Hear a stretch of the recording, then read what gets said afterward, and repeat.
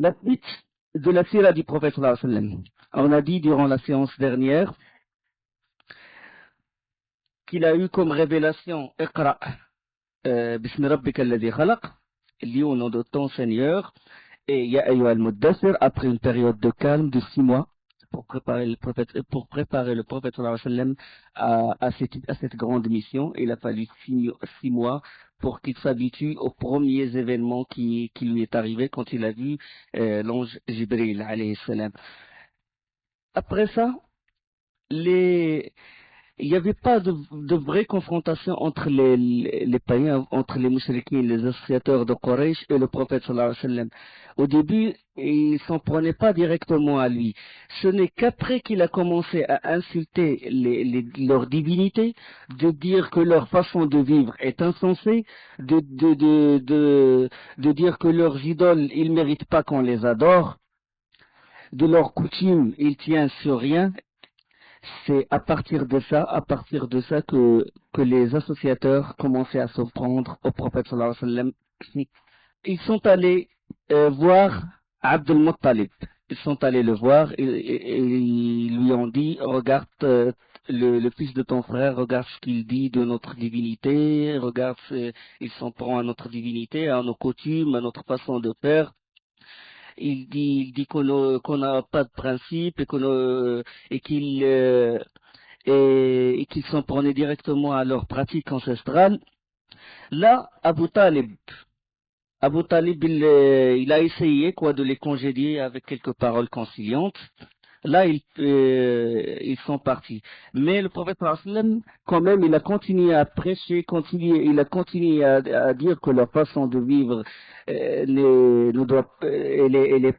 n'a pas de base, elle est insensée, et qu'il faut qu'ils suivent la vraie religion, qu'il faut qu'ils adorent Allah subhanahu wa ta'ala l'unique, et qu'il faut qu'ils se désavouent de leur divinité. Là, ils sont revenus voir Abu Talib une deuxième fois. Alors là, ils lui ont dit, oh Abu Talib, tu détiens parmi nous un rang élevé. On sait qu'Abu Talib, c'est lui qui a la lignée la plus noble. Bien sûr, la lignée de Abu Talib, il va jusqu'à Ismaïl alayhi salam. Et qu'il est respecté, qu'il est le fils de Abdul Muttalib, et qu'il est très respecté à la Mecque. Là, ils sont allés le voir et ils lui ont dit, bon, tu détiens un rang élevé, nous t'avons déjà demandé de freiner les agissements, les activités de ton neveu. Maintenant, ou bien tu te désavoues de lui et tu dis que tu n'es plus son protecteur, ou bien, là, on va vous combattre, tous les deux. C'est-à-dire Abu Talib, son fils, et tout le clan de Hashim, de Bani Hashim. Ou bien tu freines les activités de ton neveu, ou bien tu auras de grands problèmes. Alors là, Abu Talib, là, il était gêné, il a appelé le prophète sallallahu alayhi wa sallam, et il lui a dit, ta tribu, il se plaint de tes agissements. Il prétend que tu les persécutes avec ta prédication. Et il lui a dit, ne m'impose pas quelque chose que je ne peux pas supporter. Essaye de trouver une solution parce que ils ont dit, voilà que tu insultes leur divinité, etc. Le prophète sallallahu alayhi wa sallam, il a dit une réponse. C'est une réponse qui est célèbre. On peut tenir considération de cette réponse. Une réponse que beaucoup d'historiens l'évoquent. Il a dit, je jure par Allah, quand même il mettrait le soleil dans ma main droite et la lune dans ma main gauche, pour qu'en retour j'abandonne cette cause, je ne l'abandonnerai pas avant qu'il l'ait fait triompher ou que je sois mort pour elle. Hein? Elle est connue cette version. On peut prendre en considération cette version, bien qu'elle n'est pas authentique. Elle n'a pas été authentifiée par les grands savants. Il y a une autre version qui est authentique, celle qui est rapportée par Abu Ya'la et Tabarani. Le prophète sallallahu alayhi wa sallam, il leur a dit, je n'ai pas le pouvoir d'abandonner cette cause, ou je n'ai pas le pouvoir d'abandonner ce pourquoi j'ai été envoyé, comme l'un de vous n'a pas le pouvoir de prendre du soleil une flamme. Il leur a dit, est-ce que quelqu'un parmi nous peut aller jusqu'au soleil et prendre une flamme de feu? De même, pareil, moi je ne peux pas laisser cette mission. La grandeur de la révélation, la grandeur de la mission du prophète sallallahu alayhi wa sallam. Hadith rapporté par Aqil ibn Abi Talib.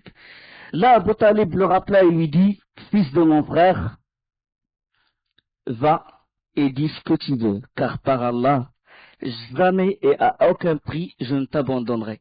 Même Abu Talib dans le coffre, il a dit, je te protégerai. Ta cause elle est juste, elle est bonne, je te protégerai. Même dans pour vous dire quoi, l'honneur des Arabes, comment ils défendent leur fierté, et leur du moment que la cause elle est bonne, même si et de même, les frères, les fils de Abd al-Muttalib, ils ont dit au prophète sallallahu alayhi wa sallam, même si tu insultes nos divinités, on va te protéger. Al-Hamiyya, ce qu'on appelle Hamiyat al-Jahiliya. On est des hommes, nous. On va pas les laisser te toucher, te malmener, te persécuter. On va aussi t'aider, on va te soutenir. Et alors là, cette protection, elle a servi au prophète sallallahu alayhi wa sallam, et elle a servi dans sa prédication. Il prêcha publiquement, sallallahu alayhi wa sallam, dans les marchés, à côté du Kaaba, partout, sans hésitation.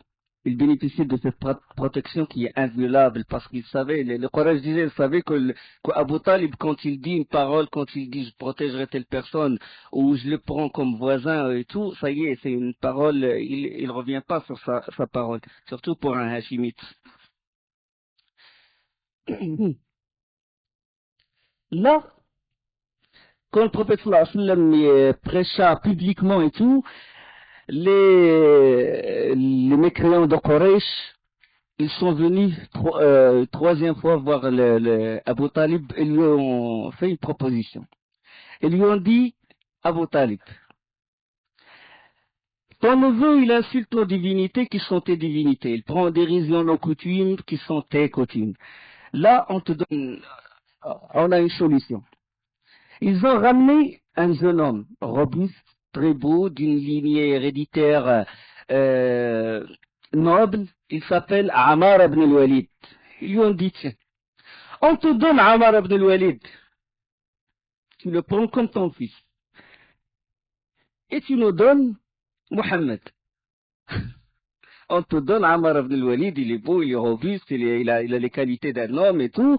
Et toi, en échange, tu nous donnes Mohammed, on fait de lui ce qu'on veut. Il a dit, quelle mauvaise position.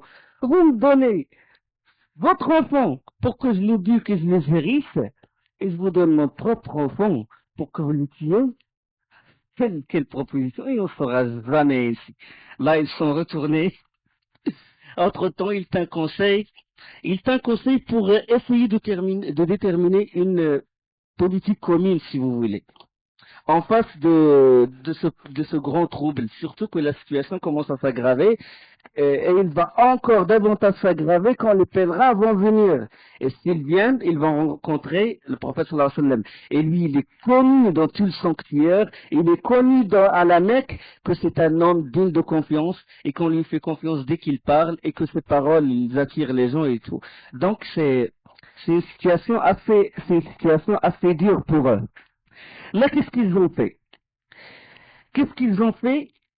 Tous les notables se sont réunis et ils envoyèrent au prophète sallallahu alayhi wa sallam Al-Walid ibn al-Mughira. Al-Walid ibn al-Mughira, l'un des grands chefs de Makhzoum, l'un des grands chefs de la Mecque, de la tribu de Makhzoum. Dans une version de la sira du prophète, c'est Utba ibn Rabi'a, mais la version la plus proche, la plus célèbre, c'est celle de Walid ibn al-Mughira. Ils envoyèrent Walid ibn al-Mughira au prophète sallallahu alayhi wa sallam. Il le rencontra.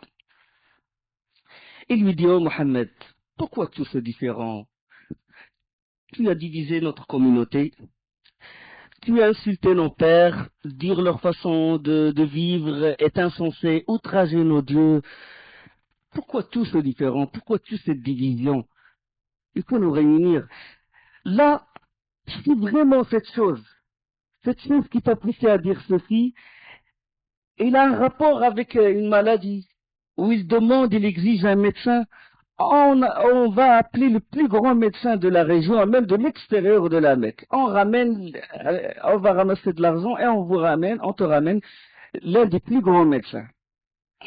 Et si cette chose, si le but de cette cause, c'est la richesse, nous rassemblerons pour toi une telle fortune, puisant dans nos sources, que tu seras le plus riche d'entre nous. Et si le but de cette mission ou de ce que tu fais, si le but c'est les honneurs, si c'est les honneurs qui t'attirent, nous te ferons de toi notre Sayyid Mecca, suzerain de la Mecque. On ne fait aucune décision sans prendre ton conseil, sans prendre en considération ton conseil. Et si d'accord, si c'est la royauté, on te fera de toi notre roi. Tu seras le roi de la Mecque. Et si c'est les femmes, on choisira les plus belles femmes, les femmes que tu désires.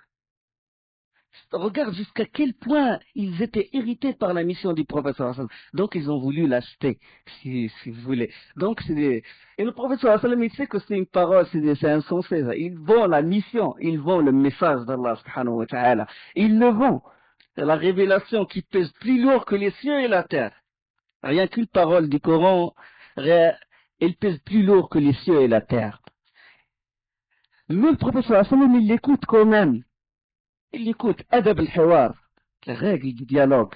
Même si la personne qui est en face de toi, il dit n'importe quoi, tu le laisses parler jusqu'à ce qu'il termine. Le prophète sallallahu alayhi wa sallam, il l'a laissé jusqu'à ce qu'il a terminé.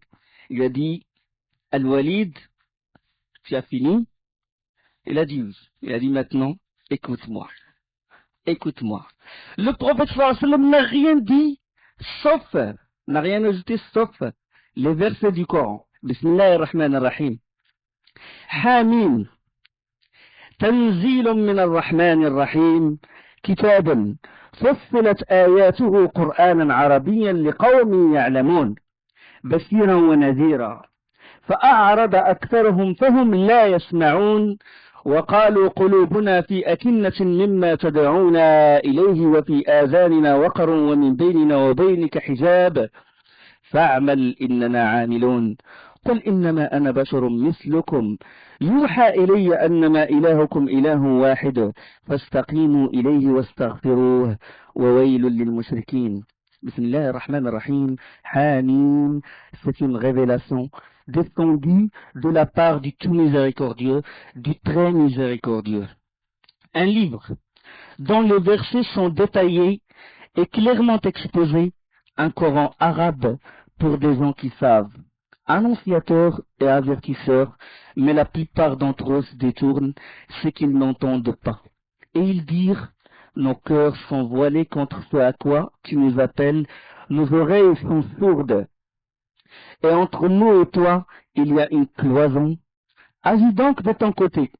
Nous agissons du nôtre. Dis, je ne suis qu'un homme comme vous, il m'a été révélé que votre Dieu est un Dieu unique, cherchez le droit chemin vers lui et implorez son pardon et malheur aux associateurs.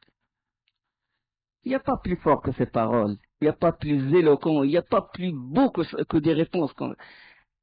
La parole d'Allah subhanahu wa ta'ala, il n'a rien à ajouter. Al-Walid, il se fait emporter par ces paroles-là. L'éloquence, la beauté de la langue arabe, et les mots de la révélation, ils coulèrent sur ses oreilles, il était très attiré. Et le prophète sallam, il continue à réciter le Coran jusqu'au verset فَإِنْ أَعْرَضُوا فَقَدْ أَنذَرْتُكُمْ صَاعِقَةً مِثْلَ صَاعِقَةِ عَادٍ وَثَمُودَ.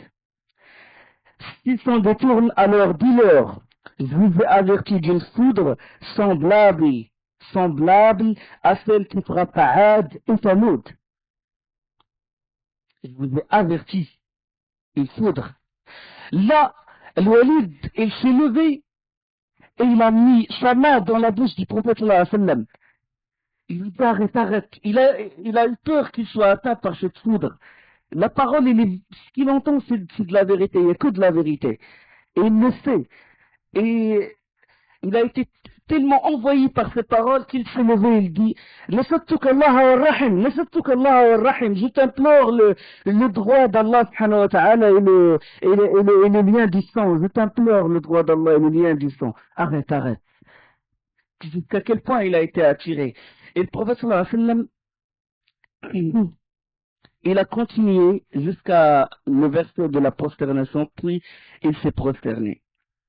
Puis il ajouta, c'est ce que j'ai à dire. Quand il a terminé, le prophète sallallahu alayhi wa sallam a dit, c'est ce que j'ai à dire. Vraiment, il a été tellement envahi par la beauté de ses paroles que quand il est rentré au club de Quraysh, à l'endroit où se réunissent les kuffars de Quraysh, ils l'ont vu avec un visage. Ah, cette personne, il est parti avec un visage, il est revenu avec un autre visage. Les expressions de son visage, ils ont changé. Puis, quand il est arrivé, il leur a dit une parole qui est très connue dans les livres de Sira. Inna li qawlihi la halawah, wa inna alayhi la talawah, wa inna a'lahu la musmir. وإن أسفله لمغدق وإنه ليعلو ولا يعلى عليه. Il a dit, il y a de la douceur dans ces paroles, il y a de la beauté dans ces paroles, il y a de l'éloquence, et personne ne peut faire pareil, inimitable. إنه لا يعلو ولا يعلى عليه. Alors là, subhanallah, regardez, le défi du Coran, c'est dans l'éloquence, c'est dans la langue arabe. Les Arabes, ils sont connus, on a déjà parlé de ça, on a déjà parlé dans les cours précédents, que l'habitude des Quraysh, c'était quoi? Quand ils ont des nouveau-nés, qu'est-ce qu'ils font?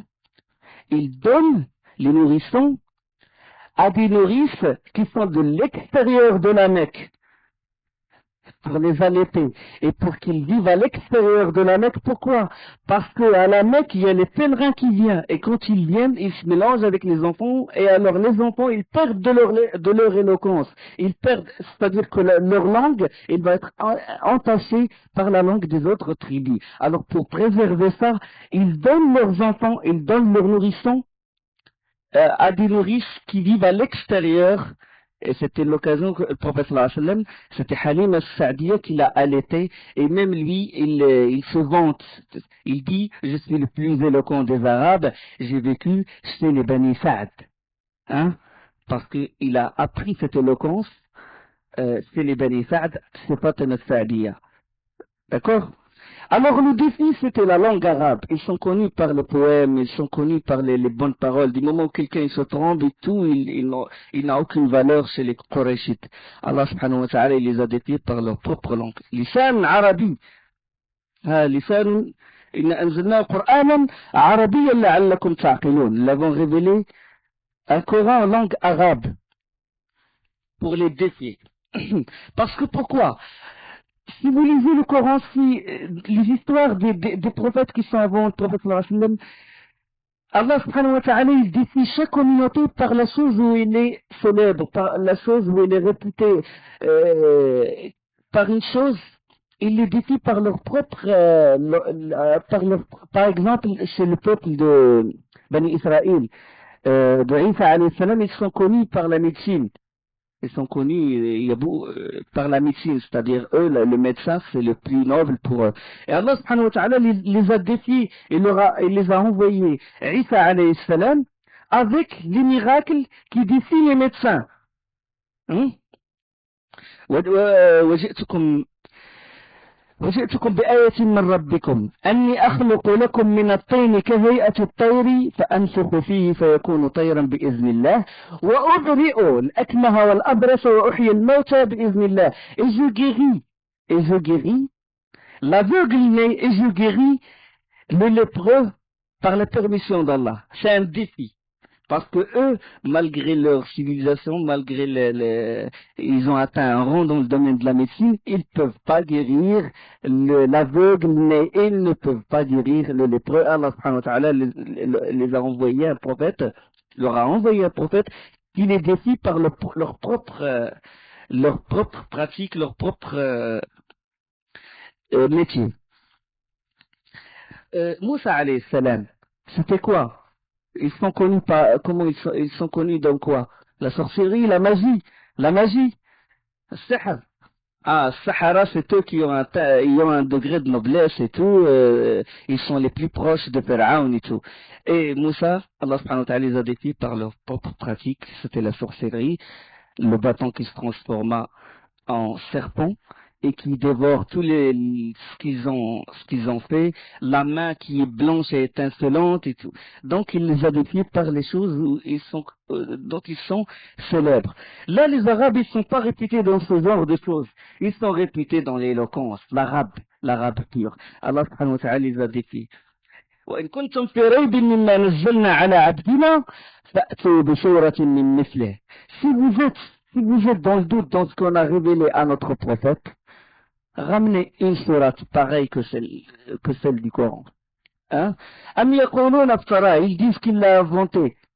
قل فأتوا بسورة من مثله وادعوا شهداءكم من دون الله إن كنتم صادقين. Ramenez une sourate pareille que celle qui est dans le Coran. Et appelez tous ceux que vous connaissez, qui vous aideront. قل لئن اجتمعت الإنس والجن على أن يأتوا بمثل هذا القرآن لا يأتون بمثله ولو كان بعضهم لبعض ظهيرا. Même si les djinns et les humains se réunissent pour faire pareil à ce livre, au Coran, ils ne peuvent jamais le faire, même s'ils s'entraident entre eux. Le défi était dans l'éloquence. Ils ont dit, oh le Walid qui est venu, il leur a rapporté ce qu'il a entendu. Le Walid, ils ont dit, tu as tourné le dos, sabat. C'est-à-dire, tu as changé de religion. Il a dit, non, par Allah, je n'ai pas apostasié votre religion, non. Mais c'est d'une grande éloquence. Ils ont dit, c'est de la poésie. Il a dit, je connais la poésie, je connais les poètes, je connais les règles, les règles de la poésie. C'est pas de la poésie. Ils ont dit, il est kahin, ça veut dire devin. Devin, il a dit non, je connais les devins, je connais leurs agissements, je connais leurs feux, leurs méthodes de faire, non, c'est pas un devin. Il est sorcier alors, ils ont dit. Non, il n'est pas sorcier, il leur a répondu. Puis après, ils ont dit, qu'est-ce qu'on va dire alors? Il n'est pas un devin, il n'est pas poète, il n'est pas sorcier, il n'est pas... il n'envoûte pas les gens, donc on va dire quoi de lui alors dans ce cas? Il a dit, moi je vous donne un conseil sage. Vous le suivez, ça c'est un moyen. Vous le suivez, une solution. Vous le suivez parce que sa cause est juste. Regarde le témoignage, sa cause est juste, vous le suivez. Ils ont dit non, on va pas le suivre. Il a dit donc, dans ce cas, ne vous opposez pas à lui. Laissez-le faire, laissez-le agir. Ne vous opposez-vous pas entre lui et les gens. S'il a eu le dessus sur les Arabes, alors sa souveraineté sera la vôtre. Sa fierté sera la vôtre. Si jamais les Arabes l'abattent ou le tuent, vous en serez débarrassé par les mains d'autrui. Donc c'est une proposition sage. Ils ont dit non. On ne le laisse pas, on lui barre le chemin, on ne le suit pas. Regarde les kuffars, subhanallah. Là, ils ont dit nous voulons une autre solution. Là, après réflexion, qu'est-ce qu'on va dire? Il n'est pas sorcier. وما هو بساحر. Allah subhanahu wa ta'ala.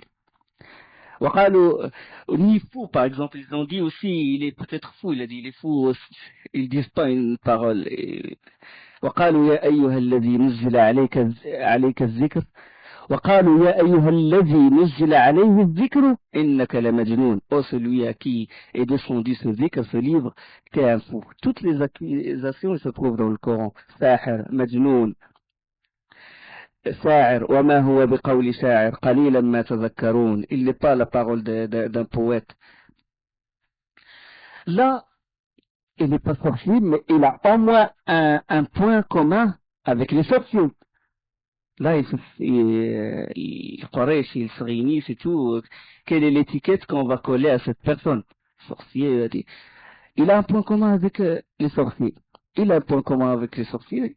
Les sorciers, ils divisent. Ils divisent la communauté, ils séparent entre le mari et sa femme, ils séparent entre l'enfant et son père, entre le père et son enfant. Alors là, on va dire qu'il est sorcier. Voilà, c'est un sorcier qui est grave, il faut mettre les gens en garde contre lui et tout.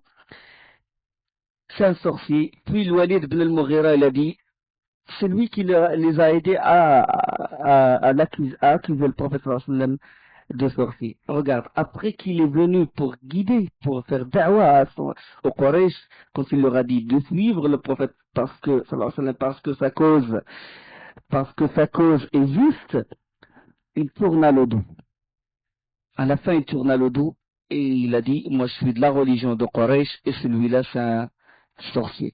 Allah subhanahu wa ta'ala, là, c'est très important parce que je l'ai dit au début de la sira du prophète sallallahu alayhi wa sallam. Quand on lit le sira du prophète, on comprend bien le Coran. On ne peut comprendre le Coran que si on lit la sira du prophète sallallahu alayhi wa sallam. Allah subhanahu wa ta'ala, il a révélé les versets suivants. ذرني ومن خلقت وحيدا وجعلت له مالا ممدودا وبنين شهودا ومهدت له تمهيدا ثم يطمع أن أزيد كلا إنه كان لآياتنا عنيدا. Laisse-moi avec celui que j'ai créé seul. Le seul, ça s'attribue à Allah subhanahu wa ta'ala. Laisse-moi avec celui que j'ai créé seul et à qui j'ai donné des biens étendus. Parlant de Walid ibn al-Mughira et des enfants qui lui tiennent toujours compagnie pour qui aussi il aplanit toute difficulté. Cependant, il convoite de moi que je lui donne davantage. Pas du tout, car il reniait nos versets avec entêtement.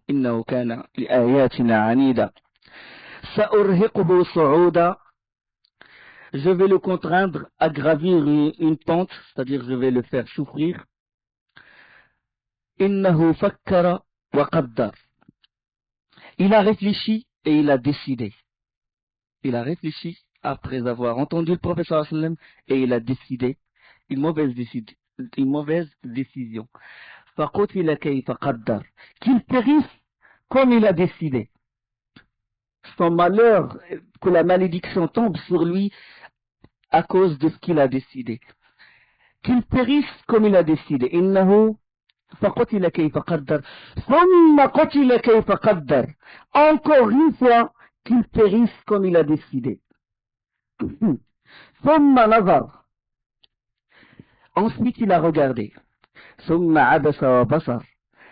Et il s'est renfrogné et a durci son visage. Regarde la description, Allah subhanahu wa ta'ala, comment il nous montre son comportement avec le cause avec elle. Ensuite il a tourné le dos et s'est enflé d'orgueil. فقتل كيف قدر ثم نظر ثم عبس وبصر ثم أدبر واستكبر. Il a tourné le dos et s'est enflé d'orgueil. Ensuite, puis il a dit فقال إن هذا إلا سحر يؤثر. Puis il a dit ceci n'est que magie apprise. Ce n'est là que la parole d'un humain. إن هذا إلا سحر يؤثر إن هذا إلا قول البشر. Et Allah il répond سأصليه سقر. سأصليه سقر. Je vais le brûler dans le feu intense de Saqar. Quelqu'un qui la vérité devant ses yeux, il a entendu la vérité, il a entendu la parole d'Allah, il a témoigné que c'est la vérité, que c'est la cause du prophète sallallahu alayhi wa sallam est juste, et après il tourne le dos. Celui-là, il mérite vraiment Saqar, le feu intense. Ils acceptèrent, les Quraysh, de bon gré, ce conseil. C'est le fait d'accuser le prophète sallallahu alayhi wa sallam de sahir, de sorcier. Bon, ils ont utilisé tous les moyens, y compris, ils ont décidé de placer à l'extérieur de la Mecque des gens, à l'extérieur, surtout dans les chemins qui conduisent à la Mecque, des gens qui, à chaque fois que quelqu'un de l'extérieur de la Mecque rentre à la Mecque, ils les mettent en garde contre le prophète sallam. Méfiez-vous, il y a un sorcier dans ce sanctuaire, méfiez-vous de lui et tout. Il va vous envoûter, il va vous attirer et tout. C'est un dangereux sorcier. Mais le prophète sallam, il a continué sa mission, il a continué sa prédication. Un jour, alors que quelques chefs Qurayshites s'étaient rassemblés dans le Hijr, on sait que le Hijr il est à l'extérieur, c'est un arc. Avant, il était à l'intérieur de la Kaaba. Les Qurayshites, ils sont réunis à l'extérieur. Alors pendant qu'ils se parlaient et tout, ils se disent qu'ils peuvent plus supporter cette cause du prophète sallallahu alayhi wa sallam, ils peuvent plus supporter, ils peuvent plus supporter le fait de prendre en dérision leurs idoles, etc. Et Allah subhanahu wa ta'ala il a voulu que le prophète sallallahu alayhi wa sallam apparût et qu'il est allé au coin oriental, al-Rukn Yamani, le coin yéménite, et qu'il fait tawaf. Dès qu'il a fait tawaf, il s'est approché d'eux, le prophète sallallahu alayhi wa sallam, et alors là, ils levèrent le ton et ils lancèrent à son endroit des injures, des insultes, tout ce qu'ils peuvent, tout ce qu'ils peuvent trouver de mauvais, quoi. Des propos très injurieux. Le prophète sallallahu alayhi wa sallam, il a patienté, il n'a pas répondu, il a fait le premier tawaf, le deuxième tawaf, la même chose, le prophète sallallahu alayhi wa sallam, il patiente, puis là, au troisième tawaf, où quand ils proféraient leurs insultes, lors du troisième passage du prophète sallallahu alayhi wa sallam, il s'arrêta et les interpella ainsi. Il a dit, ô Quraysh, ô Quraysh, ô Quraysh, m'écoutez-vous, m'écoutez-vous, et là, ils ont dressé leurs oreilles. En vérité, par celui qui tient mon âme entre ses mains, je vous apporte le massacre. Défi, direct. Professeur, Ya ma'ashar Quraysh, atasma'un, innama ji'tukum bil-zabh. Ça, c'est une preuve que le prophète sallallahu alayhi wa sallam n'a jamais été faible. Comme homme, il n'a jamais été faible. Il a été dans des situations de faiblesse, différence. Il a vécu des situations où il n'y avait pas beaucoup d'adeptes, pas beaucoup d'armes, mais lui-même, comme homme, jamais il était faible. D'accord? Donc, quand on témoigne, quand on dit Ashhadu anna Muhammadan Rasulullah, c'est-à-dire le prophète, c'est-à-dire la personnalité lui-même. Parce qu'il y a des gens qui témoignent, le prophète, il est envoyé d'Allah, mais ils réduisent notre prophète bien-aimé à quelqu'un de mou, à quelqu'un qui baisse la tête devant les mécréants. On va, dans la sira du prophète, on va vraiment encore avoir beaucoup de leçons sur la vraie personnalité du prophète sallallahu alayhi wa sallam. Menace claire. Alors là, quand ils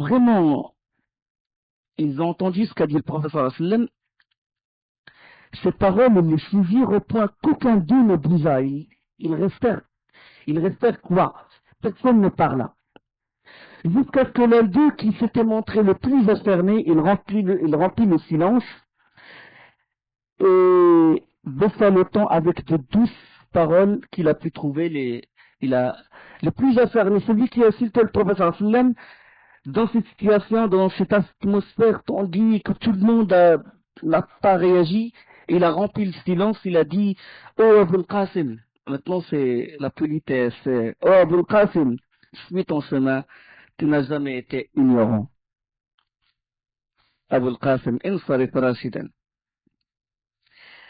Le prophète sallam est parti. Là, le répit, il a envoyé le Quraysh. Comment ça se fait? Il a suffi qu'il nous dise un mot. C'est comme des hommes. Je vous ai ramené le massacre et vous baissez les mains et tout. Et nous qui étions vraiment décidés à le malmener, à le séquestrer, comment on n'est pas des hommes? Comment ça se fait qu'il dit un mot que personne ne réponde? Là, le lendemain, ils ont attendu le prophète sallallahu alayhi wa sallam. Ils l'ont attendu, le prophète sallallahu alayhi wa sallam apparut et ils se jetèrent sur lui. Les coups commencent à pleuvoir, commencent à le frapper sallallahu alayhi wa sallam, et ils lui disent, tu nous menaces de massacre, Maintenant, tu nous menaces, c'est toi qui dis ça, c'est toi qui prends en dérision nos idoles. Et le professeur sallam, il reçoit les coups, il dit oui, oui, c'est moi qui dis ça, c'est moi qui dis ça, c'est moi qui dis ça. Jusqu'à ce que Fatima sorti, il a vu toute la troupe sur son père, le prophète sallallahu alayhi wa sallam, et puis il a voulu défendre son prophète, mais c'est une femme, il a pas pu, et puis il a couru chez le, demander secours, c'est qui? C'est Abu Bakr Siddiq radiyallahu anhu. Abu Bakr, il est venu en courant, il est rentré dans la foule, il tapait, il frappait, et lui, il frappe jusqu'à ce qu'il a sorti le prophète sallallahu alayhi wa sallam, et il a dit une parole qui est connue dans la sira, Ataqtuluna rajulan an yaqula rabbi Allah, hein? Vous tuez quelqu'un qui dit que mon Seigneur c'est Allah. Et le prophète sallallahu alayhi wa sallam, il a failli s'évanouir à cause de ces coups-là. Là, les efforts ont été doublés pour étouffer cette mission du prophète. Cette version, ce hadith-là, il est rapporté par l'imam Ahmed et il est sahih. An Abdullah ibn Amr. Le hadith que j'ai, le texte que j'ai rapporté. Alors, le prophète, malgré ça, malgré les hostilités des mécréants vers lui, il est resté quand même indigent et endurant, il patiente et tout. Et alors là, un jour, Abu Jahl, il passe à côté du prophète sallallahu alayhi wa sallam. Il passe à côté de lui. Abu Jahl, il a eu ce nom parce qu'à l'origine, il s'appelait Abu al-Hakam. C'est un Makhzoumite. Il s'appelle Abu al-Hakam. Et c'est les musulmans qui l'ont appelé Abu Jahl, c'est-à-dire le contraire de l'homme sensé, ils l'ont appelé l'homme insensé, Abu Jahl. Il était Abu al-Hakam, il était Abu Jahl. Alors là, il se met à côté du prophète sallallahu alayhi wa sallam, il se met debout devant le prophète sallallahu alayhi wa sallam, et là, il se met à lancer des injures envers le prophète sallallahu alayhi wa sallam. Pour montrer que, parce que déjà Abu Jahl, déjà il a voulu avant être l'un des notables, des grands notables de Quraysh et tout. Donc pour montrer sa valeur et tout, il est allé voir le prophète sallallahu alayhi wa sallam, il a lancé des injures, il a couvert le prophète sallallahu alayhi wa sallam d'injures, et le prophète sallallahu alayhi wa sallam, il s'est contenté de regarder, il n'a pas répondu à une insulte, jusqu'à ce que Abu Jahl a vidé son répertoire d'insultes. Et là, une esclave de Abdullah ibn Jud'an, une esclave, il a vu toute la scène. Vous connaissez Abdullah ibn Jud'an, on a parlé de lui dans Hilf al-Fudul, dans l'alliance de Fudul, à réviser. Et il fut témoin de cette scène. Allah subhanahu wa ta'ala, il a voulu que Hamza, et Hamza n'était pas encore rentré en islam. Hamza, il revenait de Saf.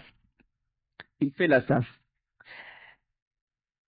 Et il avait l'habitude de chaque fois qu'il rentrait de la chasse, il passe là où se réunissent les Quraysh, et puis il leur dit voilà ce que j'ai fait, et il leur raconte ses aventures. Et il rapporte qu'il a une force, il est très robuste, il est fort, qu'il chasse même les lions. Il rapporte dans les siyar, dans les livres d'histoire. L'esclave, El-Baral Shma Hamza, elle lui a dit, oh Abu Omara, si tu as vu comment Abu Jahl insultait et offensait ton neveu, sans que celui-ci assis posément ne proféra un mot jusqu'à son départ. Il a dit ça à Hamza. Il a dit, regarde, Abu Jahl, il a couvert ton neveu d'insultes et tout. Et Hamza lui a dit, quelqu'un a répondu, quelqu'un a dit quelque chose. Il a dit, quelqu'un l'a vu, il a dit, tout le monde l'a vu, les Quraysh, tout le monde l'a vu, personne n'a répondu. Alors là, Hamza s'est scandalisé. Comment personne n'a défendu son neveu, comment et tout, il a couru directement chez les Quraysh. Abu Jahl était assis, et puis Hamza, il a pris l'arc, et il a asséné d'un coup la tête d'Abu Jahl. Jusqu'à ce que le sang a giclé de sa tête, jusqu'à ce qu'il soit blessé. Il lui a dit, en le blessant, il a blessé gravement, il lui a dit, l'insulteras-tu? L'insulteras-tu? Maintenant que je suis de sa religion, Hamza, Il a dit Atasubbuhu wa ana ala dini. Qui ose me combattre? Qui est parmi vous un homme qui peut me combattre? Là, les Makhzoumites, ils ont eu la fierté, les Arabes, ils sont connus. Ils se levèrent et puis Abu Jahl leur a dit asseyez-vous, parce que laissez Abu Omar, parce que j'ai vraiment insulté son neveu. Là, l'atmosphère s'est apaisée et Hamza il est rentré chez lui, puis il a dit, dès qu'il s'est calmé, il s'est dit, j'ai dit une phrase s'est échappée de sa langue, une phrase, l'insulteras-tu alors que je suis de sa religion? Mais il n'est pas de sa religion, elle est sortie, elle s'est échappée de sa langue sans vraiment la contrôler. Hamza, il s'est vengé, mais il a dit une parole qui s'est échappée de sa langue. Lui-même, il dit, je ne sais pas comment il est sorti de cette parole, comment ces mots sont sortis de ma langue, cette parole s'est échappée. Atasubbuhu wa ana ala dini, l'insulteras-tu alors que je suis de sa religion? Mais Hamza, il n'est pas de la religion, n'a pas encore embrassé l'islam. Là, il est resté tourmenté. Qu'est-ce qu'il va faire? Il retourne le lendemain, dire au Quraysh, excusez-moi, je ne suis pas de sa religion. Ça convient pas pour un Hachimite. Les Hachimites sont fiers. Qu'est-ce qu'il fait? Ou il embrasse l'islam, mais il n'est pas convaincu. Il était dans une tourmente. Toute la nuit, il est resté comme ça. Puis après, il s'est adressé à Allah subhanahu wa ta'ala, et il a dit, In kana khayran faj'al tasdiqahu fi qalbi. Si c'est du bien dans ce que j'ai dit, alors mets dans mon cœur la croyance à ton prophète. Si c'est autre chose, sors-moi de ce piège. Et Allah subhanahu wa ta'ala, il a raffermi son cœur et il est allé voir le prophète sallallahu alayhi wa sallam et lui a dit Ashhadu an la ilaha illallah wa annaka rasulullah. Le prophète sallallahu alayhi wa sallam, il s'est réjoui de que son oncle Hamza radiyallahu anhu embrasse l'islam. Subhanallah, regarde, une phrase qui s'est échappée et Allah subhanahu wa ta'ala l'a fait rentrer dans sa miséricorde. Là, c'est l'islam de Hamza radiyallahu anhu. Là, on va parler de quelqu'un d'autre qui a embrassé de l'islam, mais lui, il est de l'extérieur de la Mecque. Nous, on a dit, ceux qui sont convertis les premiers, ils sont de l'intérieur de Mecca. Mais là, une personne de l'extérieur, et même certains rapporteurs de Sira, ils disent que c'est la 5e personne qui a embrassé l'islam. C'est Abu Dharr al-Ghafari, radiyallahu anhu. Abu Dharr, il n'est pas Qurayshite. Il fait partie d'une tribu, Qabilat Ghafar. Il est au nord-ouest de Mecca. Nord-ouest de Mecca, proche de la mer Rouge. Et Qabilat Ghafar, la tribu de Ghafar, ils sont très connus dans le banditisme. Ils sont des bandits de grand chemin. La majorité. Mais Allah subhanahu wa ta'ala regarde du mauvais, il sort le bien. Excepté Abu Dharr, lui, il cherche la vérité. Il a entendu parler d'un homme qui se dit que c'est un prophète et qu'il ramène la parole d'Allah, etc. Il a entendu parler du prophète sallallahu alayhi wa sallam. Et là, Abu Dharr, il est parti avec son frère et sa mère à la Mecque. Mais ils ont campé à l'extérieur de la Mecque. Ils ont dressé une tente à l'extérieur de la Mecque. En ce moment-là, les Quraysh, ils ont émis des lois. Rapprochez-vous, s'il vous plaît. Rapprochez-vous.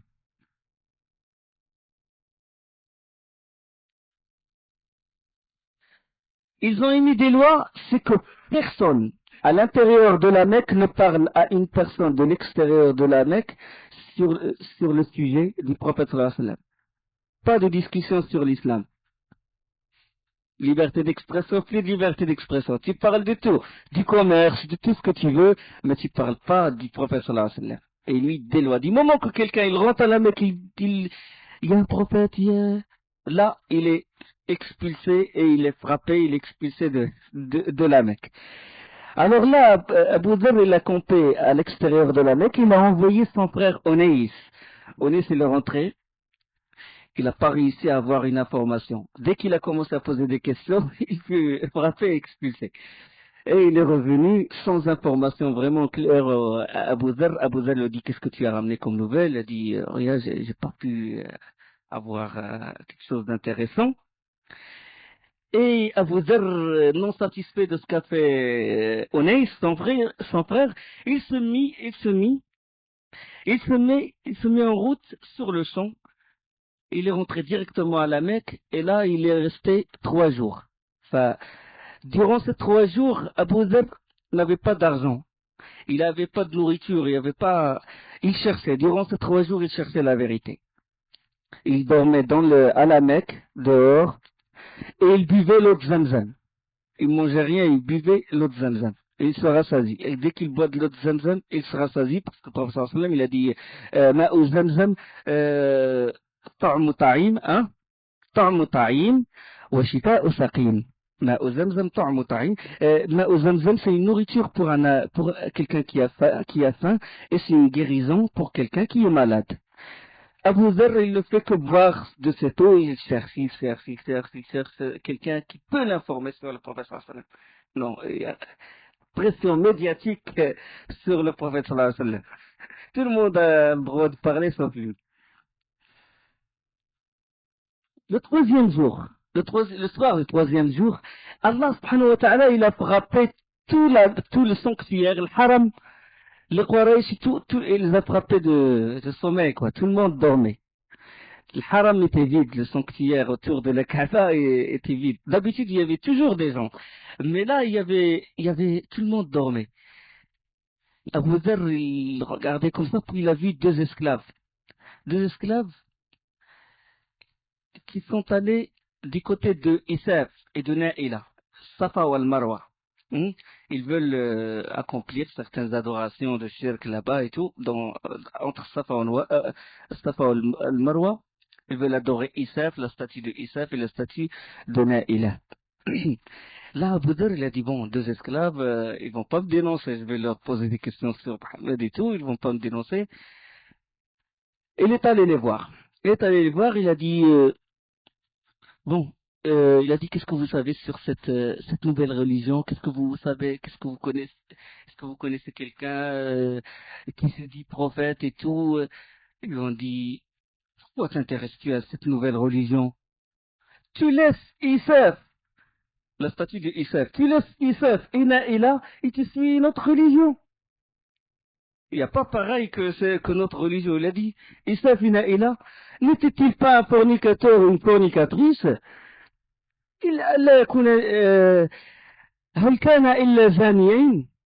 Parce que l'histoire, on l'a dit au début de la Sira, c'est que Isaf et Naïla, Isaf, c'était un homme yéménite, du Yémen, un jeune du Yémen, et Naïla, c'était une fille, une yéménite. Et quand Isaf, il a demandé au mariage Naïla, son père, le père de la fille, il a refusé, ils se sont fixés rendez-vous à la Mecque, au cours du pèlerinage. Et profitant de l'insouciance des gens, ils ont commis zina près de la Kaaba. Et Allah subhanahu wa ta'ala les pétrifiait, les a transformés en pierre. Mais avec le temps, comme actuellement, avec le temps, quand un fou il est mort dans une région et tout, on l'enterre, après le temps, les gens, ils adoraient ça tomber, ils mettaient des trucs dedans et tout. De même, ce qui se passe maintenant, pareil de ce qui s'est passé antérieurement. Ils ont commis le grand péché, Allah subhanahu wa ta'ala transforma les pétrifiés, les a transformés en pierre. Après, ils commencèrent à les adorer. Ils ont mis Isaf dans Safa, Naïla dans le Marwa, et ils les adoraient. Mais il y a des gens qui ont encore, c'est-à-dire, c'est resté dans leur tête cette histoire. Abu Dharr, il a dit, ils ont fait zina, vous les adorez. Alors là, les 2 esclaves commencent à hurler, à crier, à se lamenter, et à courir. Ils veulent appeler quelqu'un pour se venger de Abu Dharr. Et ils rencontrèrent Mohammed sallallahu alayhi wa sallam et Abu Bakr. Quand ils les ont rencontrés, il a dit, que vous arrive-t-il? Ils ont dit, quelqu'un à côté de la Kaaba, ils ont insulté nos idoles. c'est ton seul. C'est Mohammed d'habitude, sallallahu alayhi wa sallam, qui a insulté les idoles. Où est-il? Il est là-bas. Ils le rencontrèrent. Abu Dharr, Anta Mohammed? Oui, Ana Mohammed, Rasulullah. Il a dit, je te cherchais et tout. Et il lui a pris son message, enfin, il lui a dit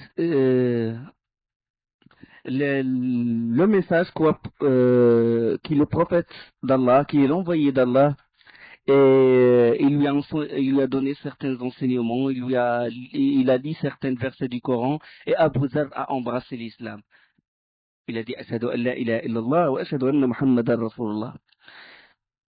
Puis Abu Dharr a dit une chose, il a dit, je veux t'accompagner, je veux rester avec toi.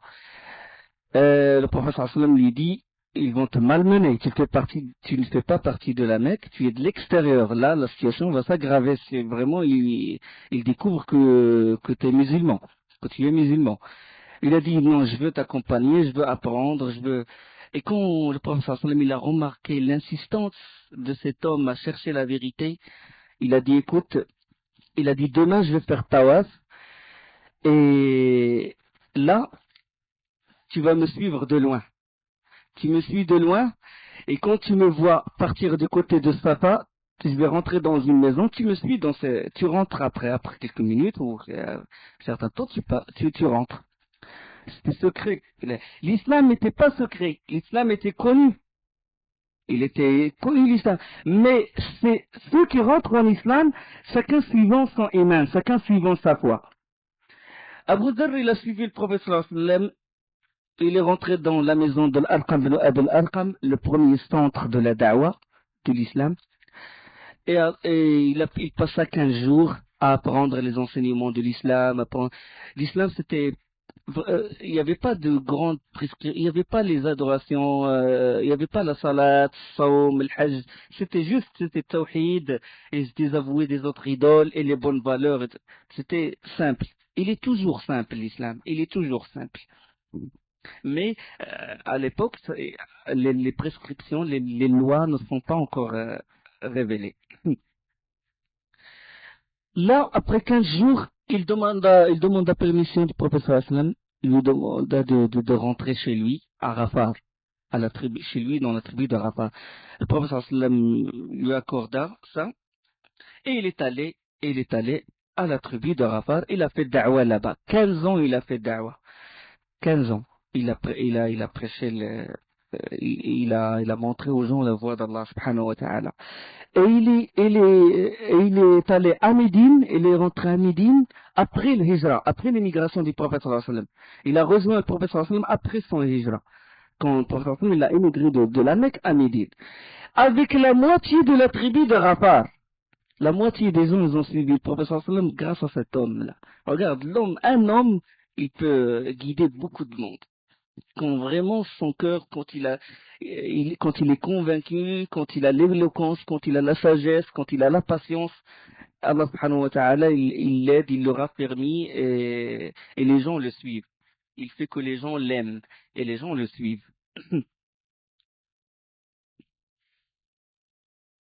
Revenons à l'histoire de Quraysh.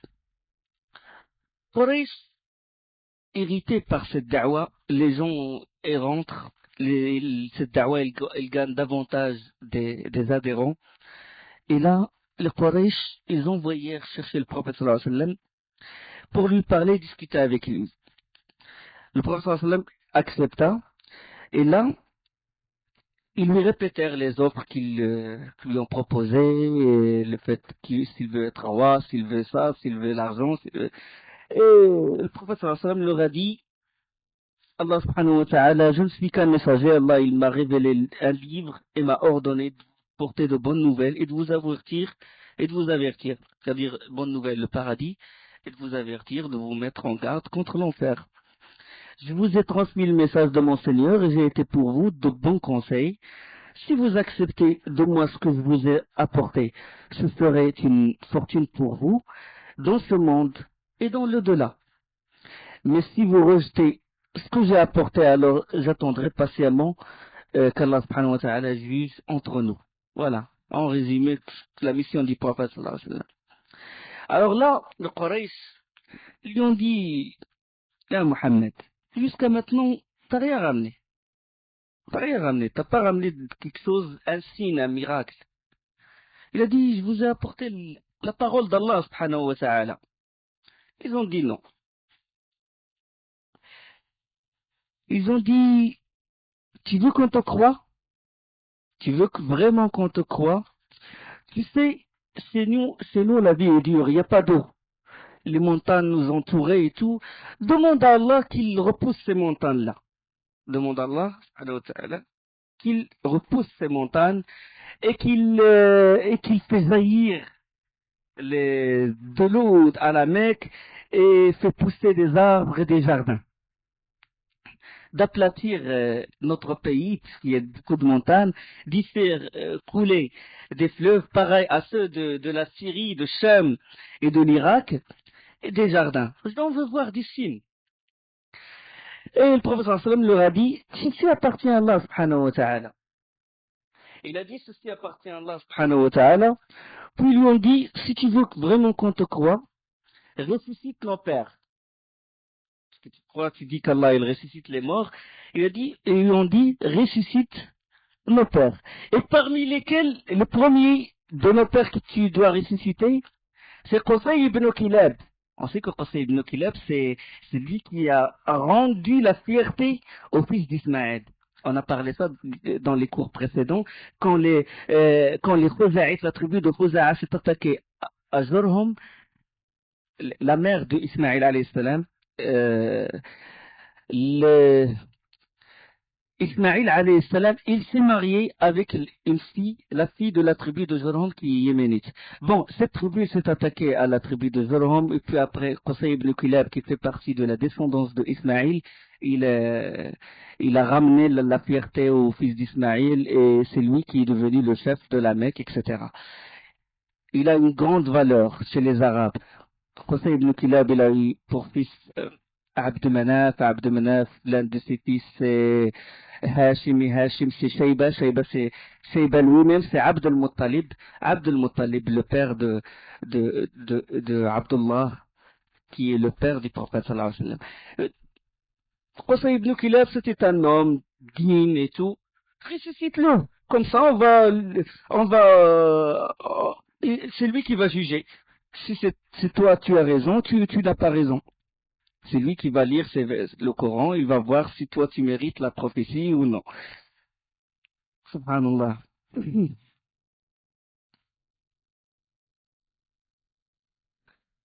Le prophète sallallahu alayhi wa sallam, il a dit, je n'ai pas été envoyé pour ça. C'est Allah subhanahu wa ta'ala qui ressuscite. C'est Allah subhanahu wa ta'ala qui ressuscite. C'est les signes, ils appartiennent à Allah subhanahu wa ta'ala. Là, ils ont dit, d'accord, écoute, demande des faveurs au moins pour toi. Ne demande pas de faveurs pour nous, pour toi. Parmi ces faveurs, tu dis que les anges, ils descendent sur toi. Ben, fais descendre les anges. On veut voir les anges. Et demande à Allah d'envoyer avec toi un ange qui confirmera ton message. Il nous opposera un démenti. Un ange qui dit, il confirmera que tu es l'envoyé d'Allah et qu'il dit que nous avons tort. Le prophète sallallahu alayhi wa sallam, il a dit, vous ne pouvez pas voir les anges. L'être humain est faible, il ne peut pas voir les anges. Il ne peut pas supporter de voir les anges. Là, les Qurayshides, ils ont dit, tu nous demandes de te suivre alors que tu es pauvre. Si tu étais riche, tu mériteras qu'on te suive. Demande à Allah de t'accorder des jardins, des palais et des trésors d'or et d'argent. Les palais Kisra, les gens, ils le suivent, il a des palais d'or, il a une couronne qui pèse 90 kilos. Il a Arsh, le lit sur lequel il s'assoit, il est plein de perles, il est plein d'or, il est plein de diamants. Demande à Allah qu'il te donne pareil. Comme ça, on te suit. Au moins, on suit un homme riche, fort et tout. Le prophète sallallahu alayhi wa sallam leur a dit la richesse, il n'a pas de valeur près d'Allah subhanahu wa ta'ala. La différence entre les gens, c'est la crainte d'Allah. Les plus proches d'Allah sont ceux qui craignent Allah. Inna akramakum indallahi atqakum. qui compte, c'est la crainte d'Allah subhanahu wa ta'ala.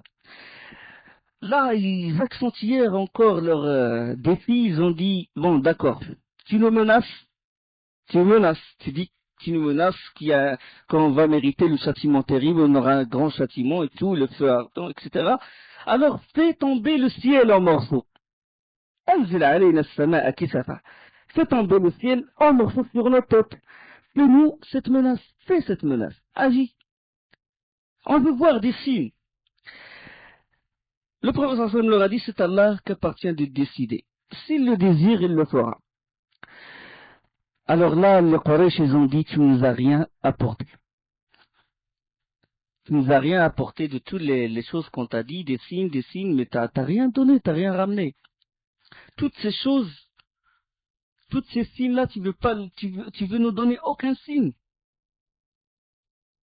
Là, c'est que tu es un menteur ou c'est quelqu'un d'autre qui t'apprend. Il y a un homme au Yamama qui vit dans la tribu du Yamama, il s'appelle Rahman. C'est lui qui t'apprend parce qu'eux ne croient pas en Rahman. L'un des noms d'Allah, il croit en Allah, mais il y associe les idoles.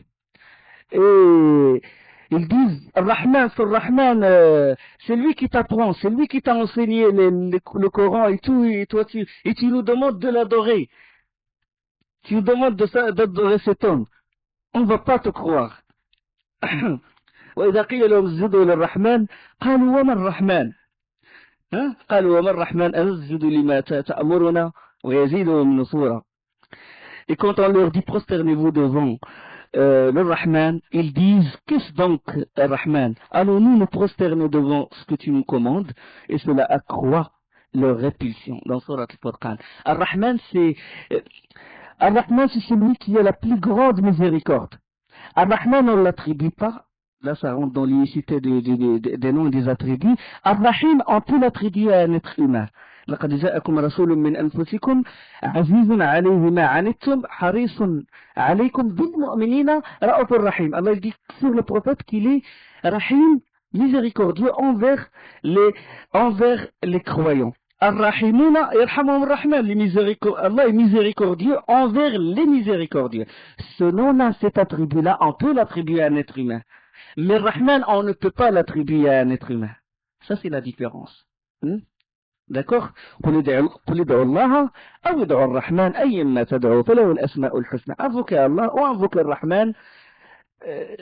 Invoquez Allah subhanahu wa ta'ala par les meilleurs de ses noms, il exaucera vos doigts, vos invocations. Là, Abdullah ibn Umayya ibn al-Mughira, il se tint debout près du prophète sallallahu alayhi wa sallam et lui lança ceci, il a dit, tout ce qu'on t'a demandé, tu étais incapable d'en réaliser quelque chose. Je ne te croirai que si tu voles dans le ciel. Tu voles dans le ciel et qu'il faut que tu atteignes le ciel. Il faut que tu atteignes le ciel et tu me ramènes un livre du ciel. Et je croirai toujours que tu es sorti. Sauf le kufr, sauf le kufr quand il rentre dans le cœur de la personne. Même si tu voles dans le ciel jusqu'à atteindre le ciel et tu ramènes un livre, je te croirai pas. Je dirais que tu es sorti. Et alors les Quraysh, ils poussaient loin leur demande. Ils ont dit, nous ne te croirons que si nous voyons Allah lui-même et les anges avec Allah. Il faut qu'on voit Allah pour qu'on te croie. Comme les Bani Israël. Arina Allah Jara, on veut voir Allah. Là, sur cette... Je répète toujours qu'on ne peut pas comprendre vraiment le Coran si on ne lit pas la Sira. Allah subhanahu wa ta'ala, pour cette occasion, qu'est-ce qu'il a dit? وَقَالُوا لَن نُؤْمِنَ لَكَ حَتَّى تَفْجُرَ لَنَا مِنَ الْأَرْضِ يَنبُوعًا. Et ils disent, nous ne croirons pas en toi, jusqu'à ce que tu aies fait jaillir de la terre pour nous une source. أو تكون لك جنة من نخيل وعنب فتفجر الأنهار خلالها تفجيرا, ou que tu aies un jardin de palmiers et de vignes entre lesquels tu feras jaillir des ruisseaux en abondance.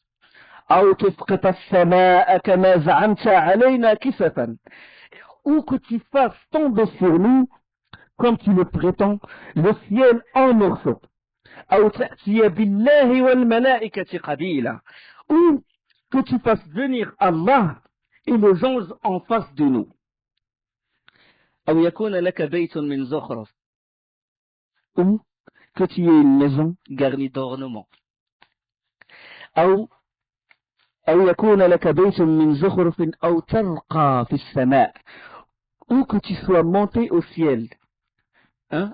أو يكون لك بيت من زخرف أو ترقى في السماء ولن نؤمن لرقيك, et nous te croirons pas, malgré ça nous croirons pas à ta montée au ciel jusqu'à ce que tu fasses descendre sur nous un livre pour que nous puissions lire. ولن نؤمن لرقيك حتى تنزل علينا كتابا نقرأه, un livre complet. Et le prophète sallam, Allah il dit au prophète sallam, dis-leur, gloire à mon Seigneur, ne suis-je qu'un être humain messager. Qul subhana rabbi, hal kuntu illa basharan rasula. Je ne suis qu'un prophète, un messager d'Allah, un homme comme vous. La différence, c'est qu'Allah subhanahu wa ta'ala m'a fait descendre la révélation. D'autres versets ont été révélés à l'occasion.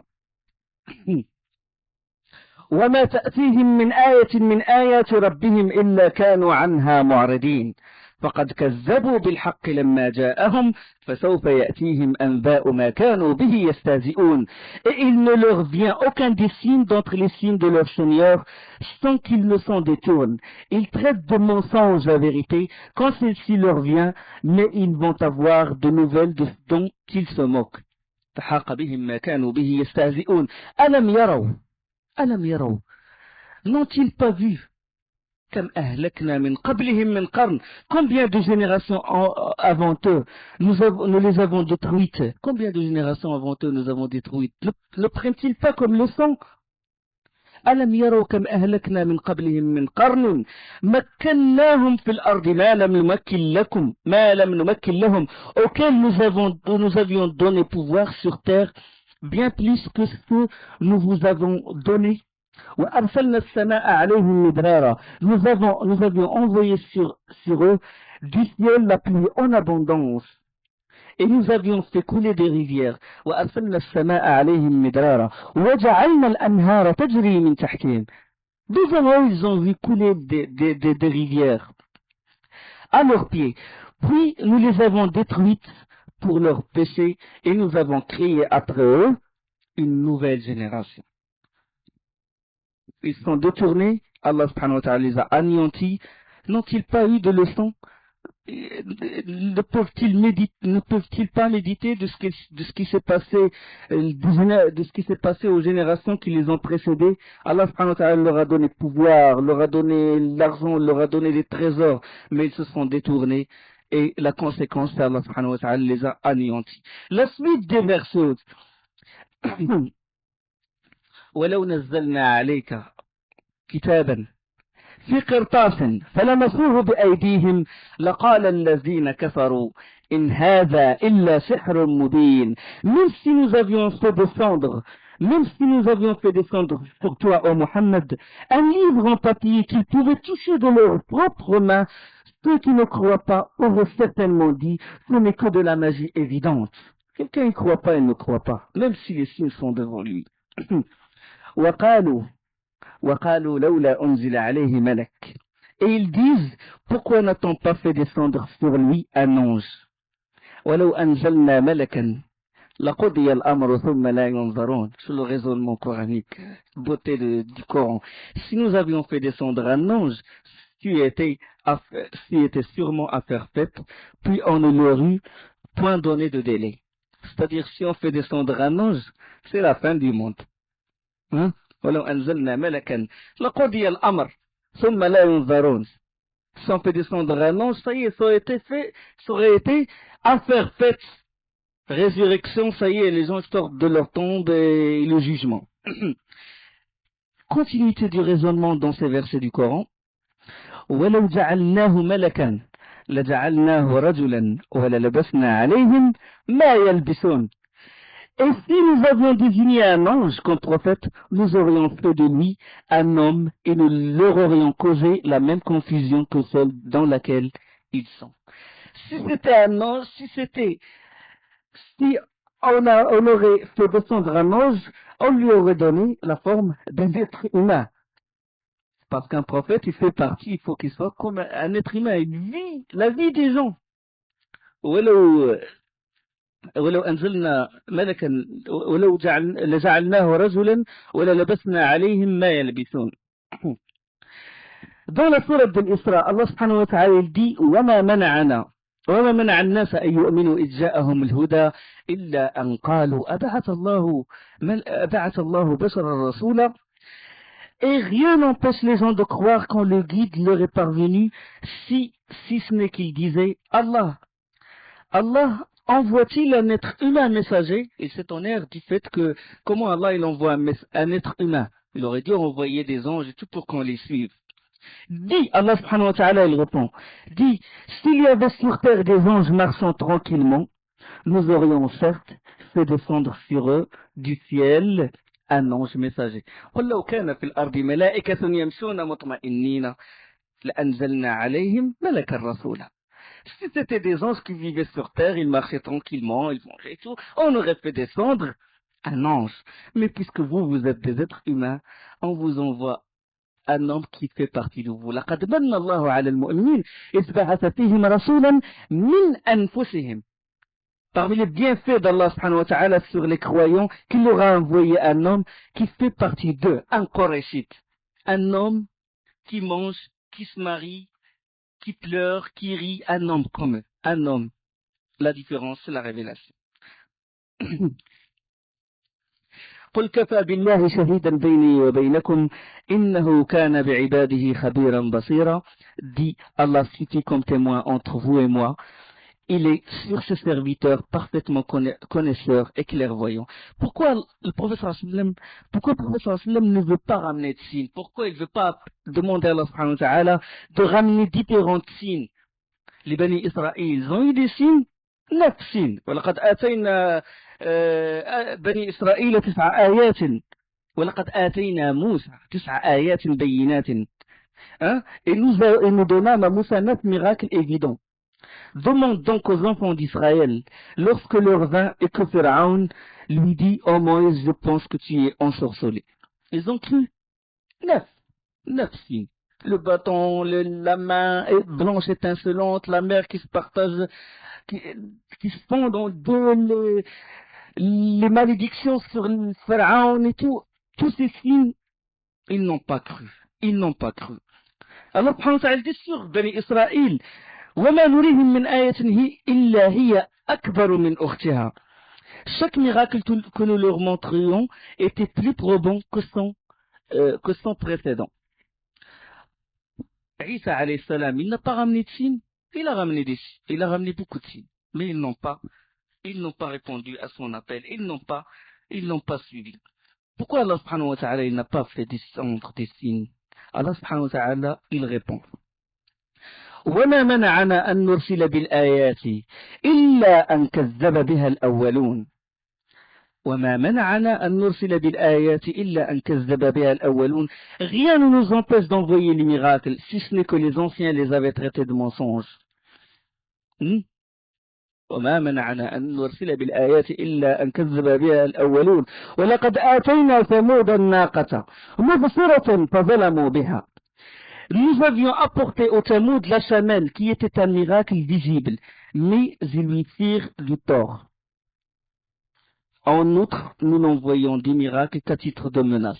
Thamoud, le peuple de Saleh, alayhi salatu wassalam, le peuple de Saleh, qu'est-ce qu'ils ont dit? Ils ont dit à Saleh, pour qu'on te suive, regarde, subhanallah, les mécréants, qu'est-ce qu'ils imaginent? Pour qu'on te suive, tu sors de ce rocher-là, une chamelle. Puis l'autre, il a dit grande chamelle géante. Puis l'autre, il a dit rouge, une chamelle rouge. Puis l'autre, il a dit une chamelle qui est enceinte. Et qui, son enfant, il a 10 mois enceinte. Regarde comment il plaisante, subhanallah. Allah, et Salih, alayhi salatu wassalam, il a invoqué Allah subhanahu wa ta'ala, et la chamelle, il est sorti, le rocher, Il s'est fondé en deux et la chamelle est sortie géante. Et avec tous les signes, avec toute la description, les conditions qu'ils ont posées, c'était laid. Et pourtant, ils n'ont pas cru. Ils sont allés loin jusqu'à la blesser, jusqu'à vouloir la tuer, jusqu'à tuer Saleh, alayhi salatu wassalam. Ils n'ont pas cru. Les signes devant eux. Ils ont vu de leurs propres yeux ça. Alors là, après cette discussion, Jibril, alayhi salam, l'envoyé du ciel, est venu voir le prophète sallallahu alayhi wa sallam et lui dit, Allah te donne le choix. Si tu veux, tu patientes, tu les supportes. Si tu veux, on leur enverra tout ce qu'ils ont demandé. Tout, en détail. Tout. La Mecque se transformera en paradis terrestre, tout ce qu'ils ont demandé. On leur enverra. Mais s'ils démentissent, s'ils renièrent, ils seront anéantis entièrement. La Mecque sera anéantie. Tout ce qui se... Pareil que les autres communautés qui nous ont précédés. Quand ils n'ont pas obéi, le déluge, الطوفان مما خطيئتهم أغرقوا فأدخلوا النار. À cause de leur shirk, à cause de leur association, ils ont été noyés et directement en enfer. Subhanallah. Le peuple de Had, le peuple de Thamoud, ils ont vu les signes, ils ont renié. Alors si ton peuple, cette communauté, après avoir vu les signes et qu'il désobéit et qu'il renie, Allah subhanahu wa ta'ala nous fera subir le plus grand châtiment.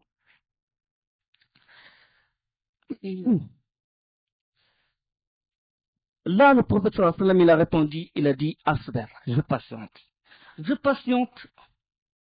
Peut-être qu'Allah subhanahu wa ta'ala, il sortira de leur propre, d'eux-mêmes, il sortira des hommes qui disent, La ilaha illallah, Muhammadur Rasulullah. Je patiente, il a dit. Sallallahu alayhi wa sallam. Ça aurait été la fin si Allah subhanahu wa ta'ala leur envoyait des signes. Alors, quand toute tentative échoua, les Qurayshides, ils envoyèrent là avant, c'est-à-dire, j'ai voulu évoquer beaucoup de versets comme ça pour vraiment comprendre la sira du prophète sallallahu alayhi wa sallam. Parmi les accusations, ils ont dit que c'est un homme qui va au marché, qui mange comme nous on mange, donc comment ça se fait que lui il soit le prophète? Allah subhanahu wa ta'ala, il dit وقالوا ما لهذا الرسول يأكل الطعام ويمشي في الأسواق لولا أنزل عليه ملك فيكون معه نذيرا. Et ils disent, qu'est-ce donc ce messager qui mange de la nourriture et circule dans les marchés? Qu'en a-t-on fait descendre vers lui un ange qui était avertisseur en sa compagnie? Et Allah il répond, وَمَا أَرْسَلْنَا قَبْلَكَ مِنَ الْمُرْسَلِينَ إِلَّا أَنَّهُمْ لَيَأْكُلُونَ الطَّعَامَ وَيَمْشُونَ فِي الْأَسْوَاقِ. Et nous n'avons envoyé avant toi que des messagers qui mangeaient de la nourriture et circulaient dans les marchés. Dans un autre verset, quand le prophète sallallahu alayhi wa sallam leur a dit, je vous ai ramené le livre d'Allah, Allah il dit, ne leur suffit-il donc point que nous ayons fait descendre sur toi le livre, qu'il leur soit récité? Il y a assurément là une miséricorde et un rappel pour des gens qui croient. أولم يكفهم أن أنزلنا عليك الكتاب يتلى عليهم إن في ذلك لرحمة وذكرى لقوم يؤمنون. On n'a pas besoin de prodiges, on n'a pas besoin qu'un cheikh ou un wali il vole dans le ciel. Il nous suffit la parole d'Allah subhanahu wa ta'ala. Il nous suffit comme guide. On n'a pas besoin de quelque chose concret, de signes et tout, comme ils disent, karamat, tout ce qui s'ensuit. Bien que les karamats existent chez les grands walis, ça existe. Et ça a existé à l'époque des compagnons et même après. Mais nous, ça nous suffit le livre d'Allah subhanahu wa ta'ala. أَوَلَمْ يَكْفِهِمْ أَنَّ أَنزَلْنَا عَلَيْكَ الْكِتَابَ. Ne leur suffit-il donc pas que nous ayons fait descendre sur toi le livre? Et sur le fait qu'ils ont dit, se ressuscite, Qusay ibn Kilab, Allah subhanahu wa ta'ala, il dit, إن هؤلاء لا يقولون إن هي إلا موتتنا الأولى وما نحن بمنشرين فأتوا بآبائنا إن كنتم صادقين. Cela, c'est-à-dire le Quraysh, cela disent, il n'y a pour nous qu'une mort, la première, et nous ne serons pas ressuscités. Faites donc revenir nos ancêtres si vous êtes véridiques. Dans Surat Ad-Dukhan. Allah subhanahu wa ta'ala, déjà quand ils disent au prophète sallallahu alayhi wa sallam, faites revenir nos ancêtres, Mais Allah subhanahu wa ta'ala leur a pas dit qu'il va ressusciter leurs ancêtres ici-bas. Alors, de leur vivant, Allah leur a dit, le jour promis, yawm al-mashhud, yawm al-qiyamah, pas maintenant. C'est-à-dire que leur défi, il n'est pas dans sa place. Après cette discussion, cette grande discussion entre les Quraysh et le prophète sallallahu alayhi wa sallam, ils essayèrent toutes tentatives échoua, et ils ont dit, appelons Nadr ibn al-Harith. Nadr ibn al-Harith, il est de Quraysh, mais il vit à Taïf, chez les Taqif, la tribu de Taqif. C'est-à-dire une tribu à l'extérieur de la Mecque. Et Nadr ibn al-Harith, il a beaucoup appris des contes anciens, des légendes. Il a beaucoup voyagé. Il est allé en Perse, il a beaucoup, chez les Romains et tout, et il a appris beaucoup de leurs histoires. Et il est réputé un bon narrateur. Ils lui ont dit une chose. Ils ont appelé Nadr ibn al-Harith, ils lui ont dit, écoute, à chaque fois que le prophète sallallahu alayhi wa sallam réunit autour de lui des gens, et qui commence à prêcher, commence à réciter le Coran, toi tu t'assois, ou bien après lui, ou bien tu t'assois près de lui, toi aussi tu racontes tes histoires. Lui il raconte ses histoires, et toi tu racontes tes histoires. Effectivement, au début, à chaque fois que le prophète sallallahu alayhi wa sallam faisait appelle les gens, Nadr ibn al-Harith, il appelle aussi de son tour les gens, il leur raconte des histoires et tout, sur les Kisra, sur le Qaysar et tout, les contes anciennes. Et puis après, qu'est-ce qu'il dit à la fin quand il termine? Il dit, par Allah, Muhammad n'est pas meilleur orateur que moi. Il ne fait que raconter des histoires. Et moi, je raconte des histoires pour essayer d'écarter les gens du prophète sallallahu alayhi wa sallam. Après, les gens commençaient à se lasser. Des histoires. Oui, la parole d'Allah, oui, Mohammed et tout, commençaient à se réunir autour du prophète sallallahu alayhi wa sallam. N'importe quelle parole, de n'importe quel écrivain tu classes, mais de la parole d'Allah subhanahu wa ta'ala, on ne se lasse pas. Sur Nadr ibn al-Harith, Ibn Abbas radiallahu anhu, il rapporte, il dit que dans tout le Coran, il y a 8 versets où c'est évoqué contes anciennes. وإذا تتلى عليه آياتنا قال أساطير الأولين. Quand nos versets lui sont récités, il dit des contes d'anciens. Ça c'est un verset du Coran. Et c'est répété plusieurs fois. إن هذا قالوا لو شئنا لقلنا مثل هذا إن هذا إلا أساطير الأولين. Si nous avions voulu, nous aurions fait pareil, nous aurions écrit pareil. Ce n'est que des contes d'anciens. À chaque fois que c'est évoqué contes anciens, c'est une réponse à Nadr ibn al-Harith, tel que rapporte Abdullah ibn Abbas, radiyallahu anhu. Là, la tension, il a monté d'un cran et tout, et Abu Jahl n'a pas pu supporter la da'wa du prophète sallallahu alayhi wa sallam, et il a juré par Lat ou al-Uzza que s'il voit le prophète sallallahu alayhi wa sallam, que s'il le voit, il va mettre son pied sur sa nuque et il va écraser son visage, le visage noble du prophète sallallahu alayhi wa sallam, par terre. Il a juré par Lat ou al-Uzza. Alors là, il a profité, le prophète sallallahu alayhi wa sallam, il était à côté de la Kaaba, et le prophète sallallahu alayhi wa sallam, il avait l'habitude, quand il se prosterne, il reste longuement prosterné pour dua, et là, Abu Jahl, il a voulu profiter. Il s'est rapproché du prophète sallallahu alayhi wa sallam pour mettre son pied sur sa nuque, et là, il commence à reculer. Il commence à protéger son visage et tout. Les Quraysh de le regarder, qu'est-ce qui se passe? Puis il a dit, vous avez rien vu? Il a dit, je n'ai rien vu. Vous avez rien vu? C'est pas possible.